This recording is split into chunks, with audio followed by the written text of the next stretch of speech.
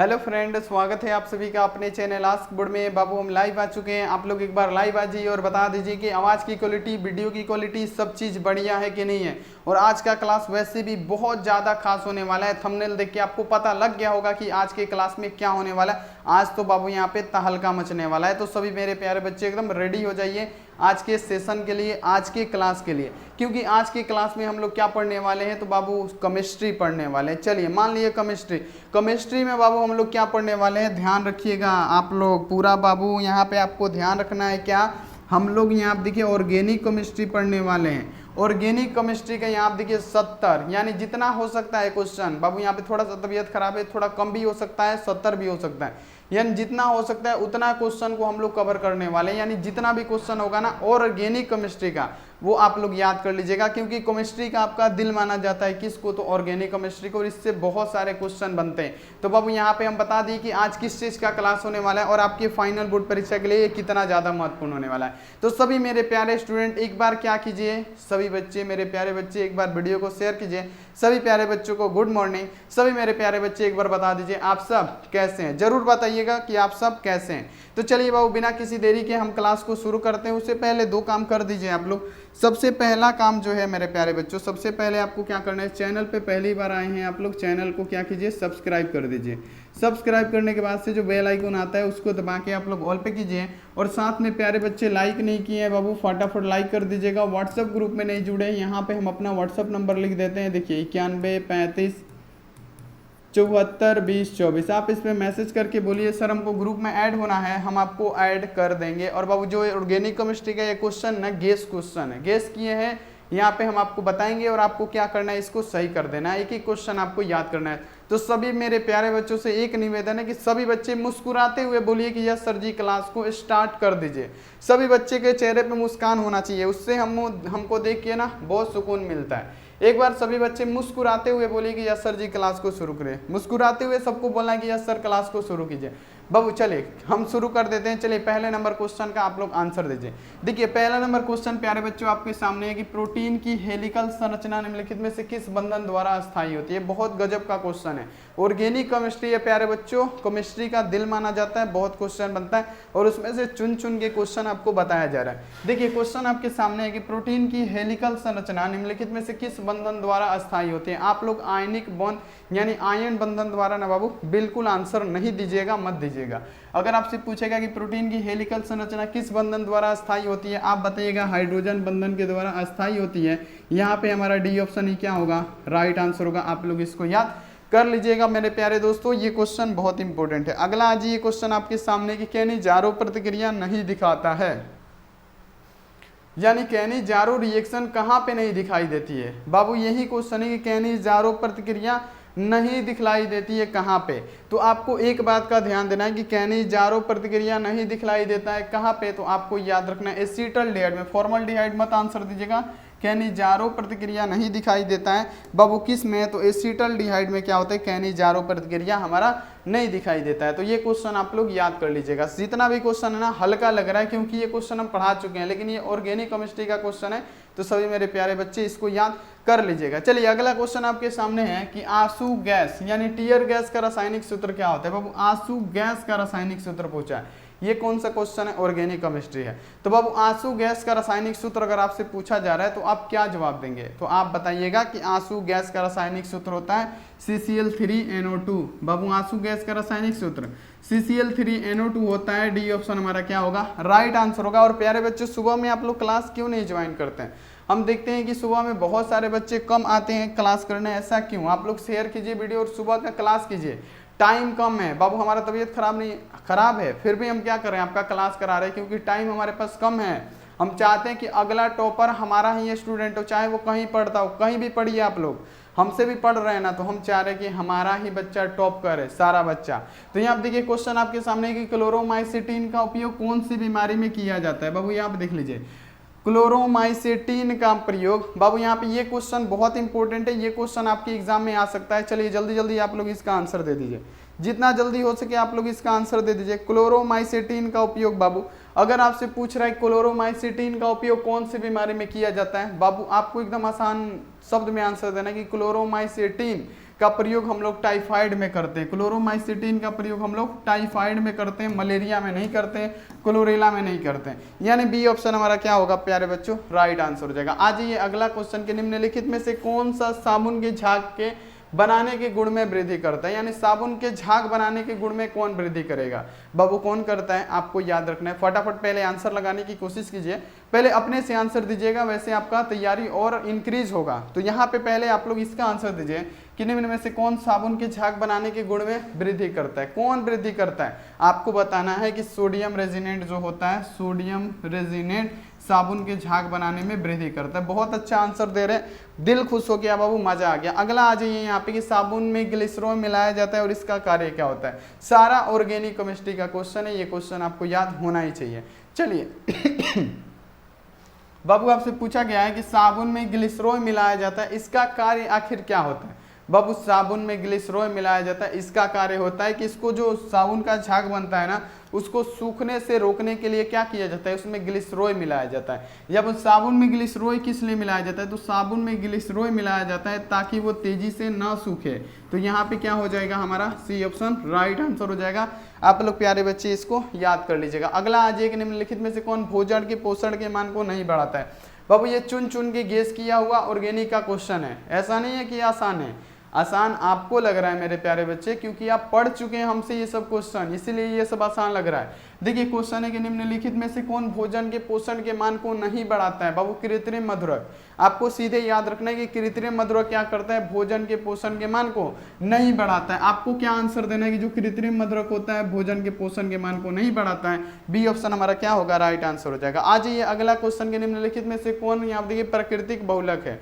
देखिए क्वेश्चन के निम्नलिखित में से कौन प्राकृतिक बहुलक है। प्राकृतिक बहुलक उदाहरण किसका होता है, प्राकृतिक बहुलक उदाहरण होता है आइसोप्रीन का, यानी कहने का मतलब क्या हो जाएगा। और प्राकृतिक बहुलक कौन सा है ये पूछा गया है। बाबू यहाँ पे देखिए प्रोटीन, रबड़, सेल्यूलोज और यहाँ पे देखिए क्या हो उपयुक्त सभी। यहाँ पे प्रोटीन भी क्या होता है, प्राकृतिक बहुलक होता है। तो यहाँ पे आपको ये क्वेश्चन बाबू याद होना चाहिए। 8 का आप लोग आंसर दे दीजिए फटाफट।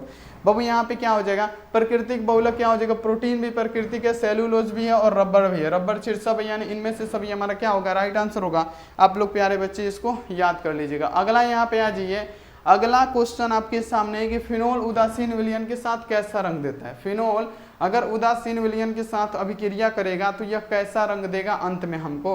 ये क्वेश्चन भी आया हुआ क्वेश्चन है बोर्ड परीक्षा में कि फिनोल उदासीन विलयन के साथ कैसा रंग देता है। बहु फिनोल उदासीन विलयन के साथ हमेशा बैगनी रंग देता है। यहाँ पे क्या होगा, बी ऑप्शन राइट आंसर होगा। आप लोग प्यारे बच्चे इसको याद कर लीजिएगा। अगला यहाँ पे आ जाइए कि नेचुरल रबर निम्नलिखित में से किसका बहुलक होता है। बाबू नेचुरल रबर यहाँ पे देखिए प्राकृतिक पॉलीमर होता है, प्रकृति में पाए जाने वाला पॉलीमर बाबू रबड़ हम अभी बताए हैं, उनमें से सभी वाला। यहाँ पे प्रोटीन, यहाँ पे ये सब क्या होता है, प्राकृतिक बहुलक होता है। अब यहाँ पे आपसे पूछा गया है कि जो प्राकृतिक बहुलक होता है जिससे रबड़ हो गया, किसका बहुलक होता है। तो प्राकृतिक रबर बहुलक किसका होगा, आइसोप्रीन का होगा। तो आप लोग क्या किस पे टिक कीजिएगा, आइसोप्रीन पे टिक कीजिएगा, यानी यहाँ पे क्या होगा हमारा बी ऑप्शन राइट आंसर होगा। और प्यारे बच्चों इसको आप लोग सही कर दीजिएगा। और बहुत सारे बच्चे लाइक नहीं किए हैं, फटाफट मेरे प्यारे स्टूडेंट फटाफट लाइक कर दीजिए। और सुबह सुबह यहाँ देखिए ऑर्गेनिक केमिस्ट्री का क्वेश्चन, आपका दिन पूरा बढ़िया जाएगा, पक्का आपका दिन पूरा बढ़िया जाने वाला है। अगला यहाँ पे आज ये क्वेश्चन के निम्नलिखित में से कौन संघनन बहुलीकरण द्वारा उत्पाद है। आप बता दीजिए संघनन बहुलीकरण द्वारा किसका उत्पाद होता है मेरे प्यारे बच्चों, फटाफट आंसर दे दीजिए। देखिए क्वेश्चन के निम्नलिखित में से संघनन बहुलीकरण का उत्पाद कौन सा है। चलिए हम काट देते हैं टेफ्लॉन। यहाँ देखिए कौन सा होगा, अब आंसर बता दीजिए। अब भी आंसर बताने में दिक्कत नहीं होना चाहिए मेरे प्यारे बच्चों, बहुत बढ़िया। बाबू यहाँ पे क्या होगा हमारा, निम्नलिखित में से कौन संघनन बहुलीकरण का उत्पाद है। संघनन बहुलक कौन सा है बाबू, यहाँ पे याद कर लेना है, नायलॉन 66 हमारा क्या है, संघनन बहुलक है। और ये आपको याद कर लेना है। अगला आज ये क्वेश्चन आपके सामने है। अगला क्वेश्चन आज ये कि ईथर में ऑक्सीजन परमाणु होते हैं। बाबू ईथर में ऑक्सीजन परमाणु कैसे होते हैं। बाबू ईथर में ऑक्सीजन परमाणु होते हैं, ईथर में ऑक्सीजन परमाणु एक्टिव होते हैं, सक्रिय होते हैं। आपको क्या करना है, सक्रिय पे मार देना, एक्टिव होते हैं। बाबू क्या होते हैं, ईथर में जो ऑक्सीजन के परमाणु होते हैं वो क्या होते हैं, सक्रिय होते हैं। सी ऑप्शन हमारा क्या होगा, राइट आंसर होगा। आप लोग इसको याद कर लीजिएगा। अब देखिए यहाँ पे इसका क्वेश्चन का आंसर दे दीजिए। ये क्वेश्चन बहुत ही जबरदस्त है और ये क्वेश्चन आपके एग्जाम में बाबू पूछा गया प्रश्न है और इसको आपको गलती नहीं करना है। अब यहाँ आप देखिए इसका आप लोग आंसर दे दीजिए कि C4H10O में, यानी आप देखिए मिथाइल प्रोपाइल ईथर द्वारा कितने समयावी ईथर प्रदर्शित कर सकते हैं। गजब का क्वेश्चन है बाबू। यहाँ पे ये क्वेश्चन बहुत ही जबरदस्त है और ये क्वेश्चन आपको याद होना ही चाहिए। ये क्वेश्चन का आंसर दिए C4H10O, यानी आप देखिए मिथाइल प्रोपाइल ईथर द्वारा कितने समयावी यहाँ आप देखिए ईथर प्रदर्शित करते हैं बाबू, कितने, 3 करते हैं। ए ऑप्शन हमारा क्या होगा, राइट आंसर होगा। आप लोग प्यारे बच्चे इसको याद कर लीजिएगा, बहुत इंपॉर्टेंट क्वेश्चन है, ऐसे ऐसे क्वेश्चन आते हैं। अगला यहाँ आप देखिए निम्नलिखित में से किसके बहुलीकरण से नियोप्रीन रबर प्राप्त होता है। बाबू किसका बहुलीकरण करेंगे, क्वेश्चन बहुत जबरदस्त है कि किसका बहुलीकरण करेंगे तो हमको नियोप्रीन रबर प्राप्त होगा। तो बाबू नियोप्रीन रबर किससे प्राप्त होता है, क्लोरोप्रीन से होता है। तो यहाँ पे आइसोप्रीन मत कीजिएगा, नियोप्रीन रबर किससे प्राप्त होता है, क्लोरोप्रीन से होता है। यानी हमारा क्या बनेगा प्यारे बच्चों, यहाँ पे 14 का हमारा ए बनेगा और आप लोग इसको याद कर लीजिएगा। अगला यहाँ पे आज ये क्वेश्चन आपके सामने के निम्नलिखित में से किसका जल शोषण तीव्रता से होगा। बाबू जिसका जल शोषण तीव्रता से होता है। क्वेश्चन बाबू क्या ऑर्गेनिक केमिस्ट्री चल रहा है बाबू, एक एक क्वेश्चन आपके लिए इंपॉर्टेंट है, एक एक क्वेश्चन आप लोग याद कर लीजिएगा। और ये क्वेश्चन बहुत ही इंपॉर्टेंट है कि निम्नलिखित में से किसका जल शोषण तीव्रता से होगा, किसका होगा तो CH3OH का जल शोषण तीव्रता से होगा। C6H5OH का नहीं होगा, CH3OOH का नहीं होगा। जल शोषण तीव्रता से किसका होगा, CH3OH का होगा। ये आप लोग याद कर लीजिएगा। अगला यहाँ पे आ जाइए किस गैस का यहाँ देखिए अवशोषण चारकोल के द्वारा सबसे अधिक होता है। देखिए बाबू जल्दी जल्दी करने की कोशिश कीजिए फटाफट। यहाँ पे आप लोग इसका आंसर लगाने की कोशिश कीजिए 16 नंबर की। किस गैस का यहाँ देखिए अवशोषण चारकोल के द्वारा सबसे अधिक होता है। बाबू चारकोल के द्वारा किस गैस का यहाँ पे देख लीजिए, निम्नलिखित में से किसका अवशोषण चारकोल के द्वारा सबसे अधिक होता है। आपको क्या बतलाया है कि NH3 का होता है। यहाँ पे क्या होगा हमारा बी ऑप्शन राइट आंसर हो जाएगा। बाबू थोड़ा सा हार्ड लग सकता है क्योंकि ये क्या ऑर्गेनिक केमिस्ट्री है और ये चुन चुन के लाया गया क्वेश्चन है। यहाँ पे 50 से 70 क्वेश्चन बताएंगे जो आपको एग्जाम में बहुत फायदा देगा और ये आपको याद होना चाहिए। अगला यहाँ पे आज ये क्वेश्चन कि RNA तथा DNA कराइकल के अणु है और इसकी कराइकलता का कारण क्या है। यहाँ पे क्वेश्चन को अच्छे से समझिएगा। क्वेश्चन आपसे पूछा जा रहा है कि RNA तथा DNA कराइकल के अणु है और इसकी कराइकलता का कारण क्या है। तो RNA तथा DNA कराइकल के अणु है और इसकी कराइकलता का कारण होता है डी शुगर अवयव। वो क्या होगा, डी शुगर अवयव हमारा क्या होगा, राइट आंसर हो जाएगा। आप लोग प्यारे बच्चे इसको याद कर लीजिएगा। अगला यहाँ पे आ जाइए निम्नलिखित में से कौन स्वायक पीड़ाहारी है। बाबू स्वायक पीड़ाहारी कौन सा है ये आपको बताना है कि स्वायक पीड़ाहारी कौन है, स्वायक पीड़ाहारी क्या होता है। बाबू स्वायक पीड़ाहारी जो पीड़ा को यानी दर्द को, अत्यधिक दर्द जो होता है, पीड़ा जो होता है उसको हरता है यानी कम करता है। कौन करता है बाबू, मॉर्फिन करता है। उपयुक्त सब नहीं होगा, सर्वाधिक यहाँ आप देखिए क्या पूछा गया है कि स्वायक पीड़ाहारी कौन है, तो बाबू कौन है, मॉर्फिन है। अगला यहाँ पे आ जाएगा इनमें से किसकी कमी के कारण रतौंधी होता है। रतौंधी क्या है बाबू, ये आंख की बीमारी है। आंख की बीमारी किस विटामिन के कमी के कारण होता है बाबू, ई के कमी के कारण नहीं होता है, सी के, विटामिन B12 में तो मेटल होता है, इसमें तो होगा नहीं। अब आप लोग 19 का राइट आंसर दे सकते हैं फटाफट और जितना जल्दी हो सकता है क्लास खत्म कर दिया जाएगा क्योंकि यहाँ पे आपको पता है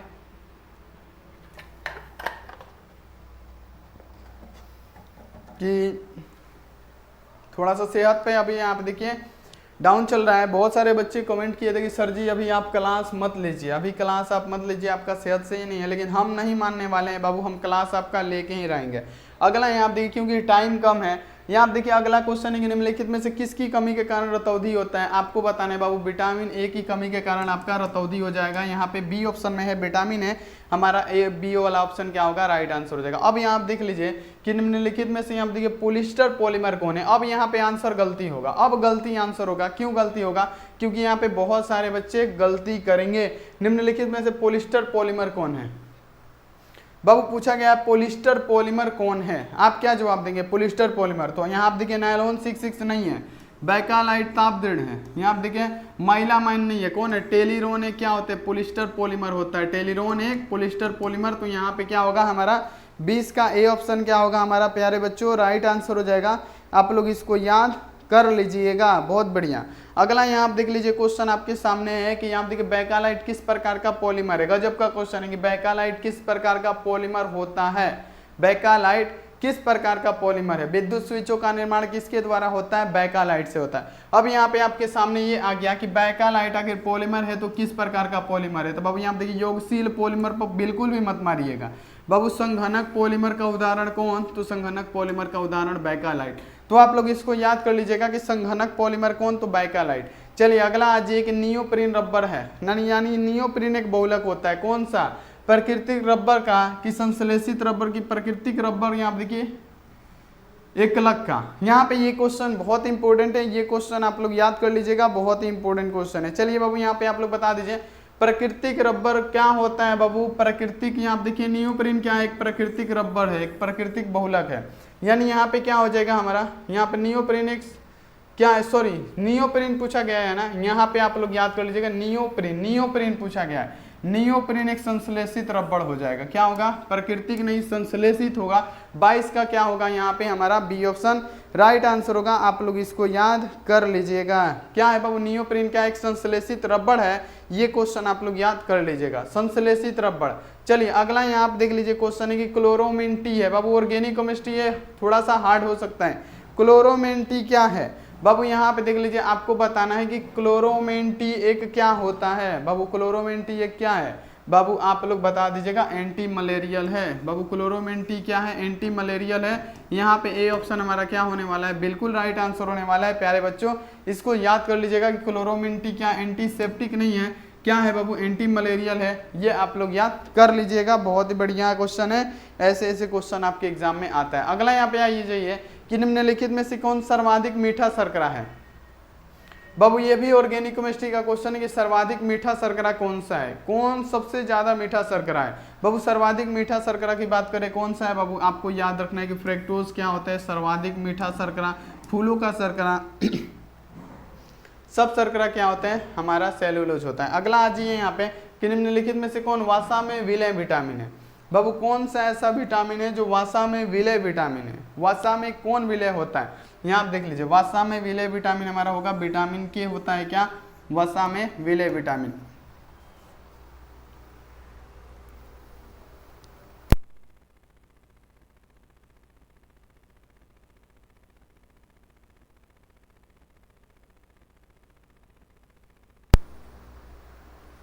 चलिए अगला क्वेश्चन आते हैं बाबू। अगला क्वेश्चन आपके सामने आ गया, देखिए यहाँ पे कितना 26 नंबर। देखिए 26 नंबर क्वेश्चन आपके सामने है कि बिथेनोयल का साबुन में उपयोग किया जाता है और इसका कार्य क्या होता है।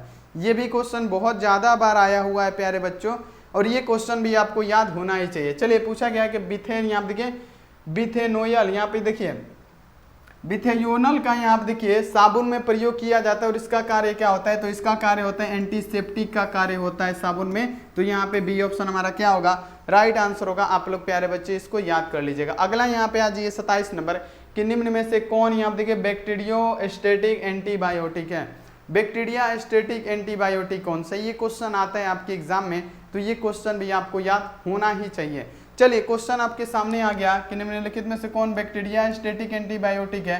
बाबू कौन है, एरिथ्रोमाइसिन होता है। एरिथ्रोमाइसिन क्या है, बैक्टीरिया स्टेटिक एंटीबायोटिक है। और बाबू यहाँ पे आपको याद रखना है कि यही हम अभी दवा के रूप में यही ले रहे हैं। अभी जैसे जैसे हमको खांसी हुआ है, गला में प्रॉब्लम है, बुखार है, तो बाबू बैक्टीरिया स्टेटिक एंटीबायोटिक क्या है, एरिथ्रोमाइसिन है। जो हमको डॉक्टर दवा दिया है ना, वो एरिथ्रोमाइसिन एक कैप्सूल दिया है, एंटीबायोटिक दिया है। तो बाबू यहाँ पे उम्मीद नहीं, यहाँ पे देख लीजिए आपको विश्वास नहीं होगा, हम ला के प्रूफ दिखा सकते हैं कि अभी यहाँ देखिए बैक्टीरिया स्टेटिक बायोटिक कौन है, बैक्टीरिया स्टेटिक, यहाँ देखिए बैक्टीरियो स्टेटिक एंटीबायोटिक कौन है, एरिथ्रोमाइसिन है। और एरिथ्रोमाइसिन जैसे गला में हो गया बाबू बैक्टीरिया, जैसे खांसी हो गया, गले में खिसखिस हो गया, गले का इन्फेक्शन हो गया, बैक्टीरिया स्टेटिक यानी बैक्टीरिया को ये नष्ट करेगा।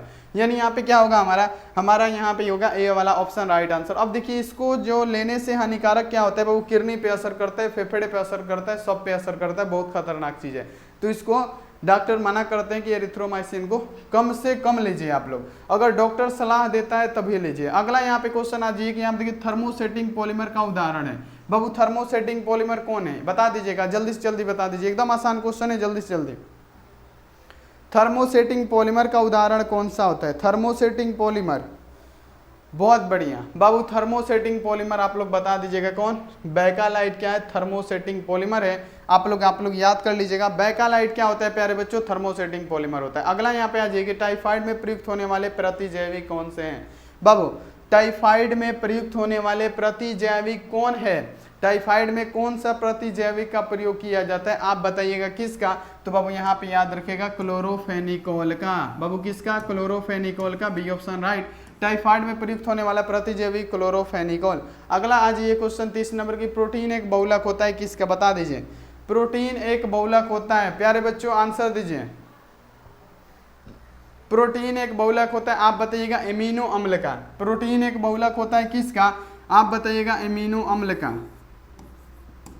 ये ऑप्शन हमारा क्या होगा? यहाँ पे राइट आंसर हो जाएगा। अगला आज ही है कि वह विटामिन जो जल में विलय नहीं है, यानी कहने का मतलब कि जल में विलय कौन कौन सा होता है? बाबू एक बात आपको याद रखना है कि विटामिन सी और यहाँ देखिए विटामिन बी, ये क्या होता है? जल में विलय होता है। यहाँ पर देखिए विटामिन B2 की बात करें, ये भी जल में घुलनशील होता है, जल में विलय होता है। यानी कहने का मतलब वह विटामिन जो जल में विलय नहीं है। विटामिन डी जो होता है वो जल में विलय नहीं होता है, क्योंकि ये हमको सूर्य से प्रकाश से मिलता है। यानी हमारा क्या होगा? यहाँ पे ए ऑप्शन राइट आंसर हो जाएगा। आप लोग प्यारे बच्चे इसको याद कर लीजिएगा। अगला आ जाइए यहाँ पे 32 नंबर क्वेश्चन। 32 नंबर क्वेश्चन है कि स्टार्च का जब जल अपघटन करेंगे तो अंत में हमको क्या प्राप्त होगा?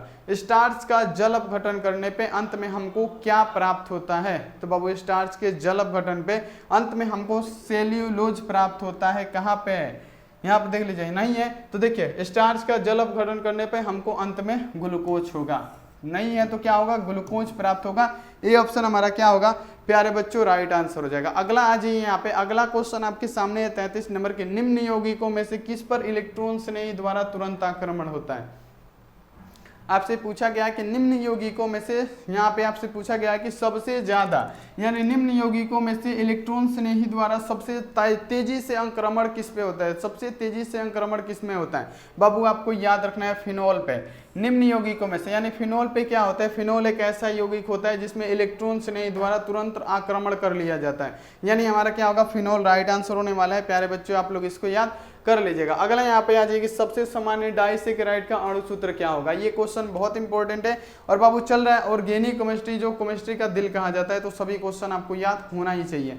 चलिए प्यारे बच्चों यहाँ पे आंसर दीजिए कि सबसे सामान्य डाइसैकेराइड का अणु सूत्र। बाबू सबसे सामान्य डाइसैकेराइड कौन सा होगा? तो C12H22O11 होगा। ये ऑप्शन हमारा क्या होगा? राइट आंसर होगा। आप लोग प्यारे बच्चे याद कर लीजिएगा। अगला यहाँ पे आ जाइए 35 नंबर क्वेश्चन आपके सामने की, प्राइमरी एल्कोहल के उत्प्रेरकीय हाइड्रोजनीकरण से प्राप्त होता है। गजब का क्वेश्चन है, बहुत बढ़िया क्वेश्चन है बाबू। यहाँ पे ये क्वेश्चन आपके फाइनल बोर्ड परीक्षा में आ सकता है, चुन चुन के गेस करके लाया गया है। देखिए क्वेश्चन है कि प्राइमरी एल्कोहल के उत्प्रेरकीय हाइड्रोजनीकरण से प्राप्त होता है बाबू क्या? एल्डिहाइड प्राप्त होता है। एल्डिहाइड प्राप्त होता है 100% राइट आंसर है। आप लोग प्यारे बच्चे इसको याद कर लीजिएगा। अगला यहाँ पे आ जाएगा, नाइट्रोजन युक्त बहुलक कौन सा होता है? कौन सा ऐसा बहुलक है जिसमें नाइट्रोजन पाया जाता है? ये भी क्वेश्चन पूछा गया क्वेश्चन है, आपके एग्जाम में आने वाला क्वेश्चन है। तो यहाँ पे अगर आपसे पूछा जा रहा है कि नाइट्रोजन युक्त बहुलक आखिर कौन सा है, तो नाइट्रोजन युक्त बहुलक का उदाहरण कौन होगा? नायलॉन 66 क्या होता है? नाइट्रोजन उपस्थित होता है नायलॉन 66 में, यानी इसका उदाहरण क्या हो जाएगा? नायलॉन 66 हमारा नाइट्रोजन युक्त बहुलक होता है। कौन सा ऐसा बहुलक होता है, कौन सा ऐसा पॉलीमर होता है जिसमें बाबू नायलॉन यहाँ पे क्या होता है? नाइट्रोजन पाया जाता है। किस में? तो नायलॉन 66 में नाइट्रोजन पाया जाता है। ये आपको याद कर लेना है। अगला यहाँ पे आ जाइए कि माल्टोज का ग्लूकोज में परिवर्तन। बाबू क्वेश्चन बहुत बढ़िया है। देखिए क्वेश्चन है कि माल्टोज का ग्लूकोज में परिवर्तन किस एंजाइम द्वारा होता है? माल्टोज का ग्लूकोज में परिवर्तन किस एंजाइम द्वारा होता है? आपको बताना है कि माल्टोज का ग्लूकोज में परिवर्तन बाबू आपको याद रखना है माल्टेज द्वारा किया जाता है। तो ये क्वेश्चन हमारा क्या होगा? राइट आंसर होगा। आप लोग प्यारे बच्चे इसको याद कर लीजिएगा। अगला यहाँ पे आ जाइए, फिनोल का 1% घोल है। बाबू फिनोल का 1% घोल क्या होता है? फिनोल का 1% घोल क्या होता है? तो फिनोल का 1% घोल यहाँ पे आपको याद कर लेना है, क्या होगा? विसंक्रामक होगा। फिनोल का 1% घोल विसंक्रामक होता है। ये क्या करना है? आपको याद कर लेना है, बहुत इंपॉर्टेंट क्वेश्चन है। अब यहाँ देखिए कार्बोलिक अम्ल है, जल्दी से जल्दी आंसर दे दीजिए। कार्बोलिक अम्ल क्या है प्यारे बच्चों? जल्दी से जल्दी आंसर दे दीजिए कि कार्बोलिक अम्ल है। बाबू कार्बोलिक अम्ल कौन सा होता है, आपको याद कर लेना है कि कार्बोलिक अम्ल कौन सा है, तो C6H5OH। और कुछ आंसर नहीं देना है प्यारे बच्चों। ये सब ऑर्गेनिक केमिस्ट्री का दिल कहे जाने वाला ये सब्जेक्ट है, और ये सब्जेक्ट ऐसा है इसमें से बहुत सारा क्वेश्चन आपके एग्जाम में आता है। तो यहाँ पे बता दीजिए कार्बोलिक अम्ल कौन सा है, C6H5OH है। ए ऑप्शन हमारा क्या होगा, राइट आंसर होगा। आप लोग इसको याद कर लीजिएगा। अगला यहाँ पे आ जाएगी ग्लिसरॉय है एक। यहाँ पे आपको बताना है कि ग्लिसरॉय जो होता है वो ये एक प्रकार का क्या होता है, ग्लिसरॉय क्या होता है, आखिर ग्लिसरॉय क्या है, तो ये ट्राई हाइड्रिक एल्कोहल होता है। यहाँ पे आपको याद रखना है कि ग्लिसरॉय क्या है। देखिए क्वेश्चन में है कि ग्लिसरॉय आखिर क्या होता है, बाबू ग्लिसरॉय क्या होता है, तो ट्राई हाइड्रिक एल्कोहल होता है। यहाँ पे क्या होगा, ए ऑप्शन राइट आंसर होगा। बाबू यहाँ पे आपको यही ना बताना है कि ग्लिसरॉय आखिर क्या होता है, बाबू ग्लिसरॉय होता है try hydric alcohol. A option पे मारिएगा, ए ऑप्शन आपका बिल्कुल 110% राइट आंसर होगा। अब यहाँ पे आ जाइए कि पेप्टाइड का जल अपघटन करने पे हमको अंत में क्या देता है, पेप्टाइड का क्वेश्चन पढ़िए। पेप्टाइड का अगर जल अपघटन आप करते हैं, बाबू कॉल आता है तो बहुत गुस्सा आता है, कॉल कृपया करके मत कीजिए। बाबू बाबू बाबू बाबू बाबू चलिए यहाँ आप देख लीजिए, प्लीज कॉल मत कीजिए। पेप्टाइड का जल अपघटन करने पर देता है, बहु पेप्टाइड का जब जल अपघटन करेंगे ना हमको अंत में एमिनो अम्ल प्राप्त होगा। तो यहाँ पे एमिनो अम्ल क्या होगा मेरे प्यारे, सही आंसर हो जाएगा। आप लोग प्यारे बच्चों इसको याद कर लीजिएगा। अगला आ जाइए कि विटामिन सी है। बाबू विटामिन सी क्या है, विटामिन सी का नाम बता दीजिए, विटामिन सी का नाम, विटामिन सी का नाम जल्दी से जल्दी मेरे प्यारे स्टूडेंट कमेंट कीजिए, एक बार वीडियो को शेयर कीजिए, बुलाइए दोस्त साथी को अपने, क्योंकि आज का क्लास एकदम ऑर्गेनिक केमिस्ट्री का सुपर डुपर हो गया। अब यहाँ देखिए विटामिन सी क्या है, एस्कोर्बिक अम्ल है, एस्कोर्बिक अम्ल, सी ऑप्शन राइट। आप लोग सी पे टिक कीजिएगा। अगला आ जाइए क्वेश्चन की, इंसुलिन एक हार्मोन होता है किसका, इंसुलिन एक हार्मोन होता है किसका, तो यहाँ पे आपको आंसर देना है किसका। तो यहाँ पे देखिए क्वेश्चन आपके सामने है कि इंसुलिन एक हार्मोन होता है किसका, तो बाबू इंसुलिन एक हार्मोन प्रोटीन का, इंसुलिन एक हार्मोन प्रोटीन का। तो यहाँ पे क्या होगा हमारा, ए ऑप्शन राइट आंसर होगा। आज ये अगला क्वेश्चन के, वह विटामिन जिसमें मेटल परमाणु पाया जाता है, वो मेटल परमाणु कई बार बता चुके हैं कि मेटल परमाणु किस में है, बहु मेटल परमाणु किस में है बताइए, तो मेटल परमाणु किस में है, फटाफट कमेंट बॉक्स में आंसर आना चाहिए जल्दी से जल्दी कि भाई मेटल परमाणु किस में पाया जाता है। विटामिन B12 में क्या होते हैं, मेटल्स पाए जाते हैं, मेटल्स परमाणु पाए जाते हैं, सी ऑप्शन राइट आंसर होगा। विटामिन B12 में मेटल परमाणु पाए जाते हैं। अगला यहाँ पे आ जाए कि नाइट्रोजन युक्त बहुलक है। बाबू यहाँ पे बताना कि नाइट्रोजन युक्त बहुलक कौन कौन सा है, नाइट्रोजन युक्त बहुलक नायलॉन 66 हमारा नाइट्रोजन युक्त बहुलक, डी वाला ऑप्शन राइट आंसर। अगला यहाँ पे आ जाइए क्वेश्चन की, वह बहुलक जिसमें प्रबल यहाँ देखिए अंतराणविक बल जैसे हाइड्रोजन बंधन रहते हैं, वे बहुलक जिसमें प्रबल अंतराणविक बल जैसे हाइड्रोजन बंधनों से बंधे होते हैं। यहाँ पे आप लोग आंसर दे दीजिए, टेफ्लॉन होगा, नायलॉन 66 होगा, पॉलीस्टीरीन होगा। जल्दी से जल्दी 46 का आंसर दे दीजिए,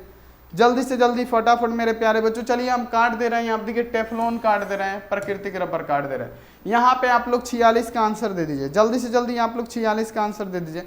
वो बिल्कुल आसान है कि वह बहुलक जिसमें प्राकृतिक यहाँ देखिए प्रबल अंतराणविक बल जैसे हाइड्रोजन बंधन रहते हैं, नायलॉन 66 में क्या होते हैं, प्रबल अंतराणविक बल जैसे हाइड्रोजन बंधनों से ये बंधा होता है। तो ये आपको याद होना चाहिए। अगला यहाँ पे देखिए मानव शरीर नहीं उत्पन्न कर सकता है क्या, बाबू एंजाइम तो उत्पन्न करता है मानव शरीर, डीएनए भी उत्पन्न करता है, हार्मोन्स भी उत्पन्न करता है, ये मानव शरीर उत्पन्न करता है ना। लेकिन कौन नहीं करता है, नहीं का टैग लगा दिए, विटामिन मानव शरीर उत्पन्न नहीं कर सकता है, सी ऑप्शन हमारा राइट आंसर होगा। आप लोग प्यारे बच्चों इसको याद कर लीजिएगा। अगला यहाँ पे आ जाइए कि नियोप्रीन किसका बहुलक है, नियोप्रीन बाबू किसका बहुलक होता है मेरे प्यारे लाल, आंसर तो दे दीजिए। यहाँ पे पूछा गया कि नियोप्रीन किसका बहुलक, बाबू आपको बताना है क्लोरोप्रीन का, नियोप्रीन बहुलक क्लोरोप्रीन का, डी ऑप्शन हमारा राइट आंसर हो जाएगा। आप लोग प्यारे बच्चे याद कर लीजिएगा। अगला आ जाइए कि एल्कीन का सामान्य सूत्र क्या होता है, जल्दी से जल्दी, बिल्कुल आसान क्वेश्चन है और बहुत जल्दी जल्दी क्लास भी हो रहा है, ये भी आपको पता लग रहा है। यहाँ आप देखिए, आप लोग इसका आंसर दीजिए कि एल्कीन का सामान्य सूत्र, बाबू एल्कीन का सामान्य सूत्र हो जाएगा CnH2n। यहाँ पे क्या होगा हमारा, ए ऑप्शन राइट आंसर होगा। आप लोग प्यारे बच्चे इसको याद कर लीजिएगा। अगला यहाँ देखिए इथेन में कार्बन का संकरण कितना होता है, जल्दी से जल्दी, और ये क्वेश्चन का आंसर जो बच्चा सबसे पहले देगा उसको तो यहाँ पे चॉकलेट मिलेगा। बाबू एथेन में कार्बन का संकरण जल्दी से जल्दी, बाबू कितना, sp3 यहाँ पे ए ऑप्शन हमारा राइट आंसर।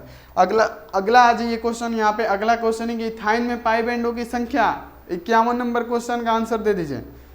51 नंबर क्वेश्चन का आंसर दे दीजिए कि इथाइन में पाई बैंडों की संख्या। बाबू इथाइन में पाई बैंड, इथाइन में पाई बैंड 2, इथाइन में पाई बैंड 2, ये ऑप्शन हमारा राइट आंसर। अगला आ जाइए क्वेश्चन यहाँ पे कि हीरे में कार्बन का संकरण। बाबू यहाँ पे चलिए इतना ही क्वेश्चन आने देते हैं और ये क्वेश्चन आपके लिए HW में छोड़ देते हैं। ये क्वेश्चन प्यारे बच्चों HW में छोड़ दे रहे हैं और ये HW का क्वेश्चन आप लोग जरूर बना के देख। यहाँ पे क्या करना है, आंसर आपको बताना है। यहाँ पे चलिए SP काट दे रहे हैं, DSP स्क्वायर काट दे रहे हैं, आसान कर दे रहे हैं। ये दो में से एक क्वेश्चन का आप लोग आंसर बता दीजिए। हीरे में कार्बन का संकरण कितना होता है? फटाफट आपको कमेंट बॉक्स में क्या करना है, इसका जवाब देना है। अब चलिए, अगर आप लोग बाबू चैनल पे पहली बार आए हैं, आप लोग चैनल को फटाफट सब्सक्राइब कर दीजिए। देखिए कितना मोटा मोटा में सब्सक्राइब लिख रहा है। सब्सक्राइब करना है और लाइक करना है, बेल आइकन को दबा के आपको ऑल पे करना है। तो इतना काम फटाफट प्यारे बच्चों जल्दी से जल्दी कर दीजिए।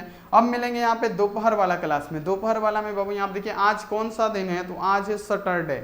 सैटरडे को इंग्लिश का क्रैश कोर्स होता है चैप्टर वाइज। तो यहाँ पे हम क्या कराएंगे, इंग्लिश का क्रैश कोर्स कराएंगे, आपको करना पड़ेगा।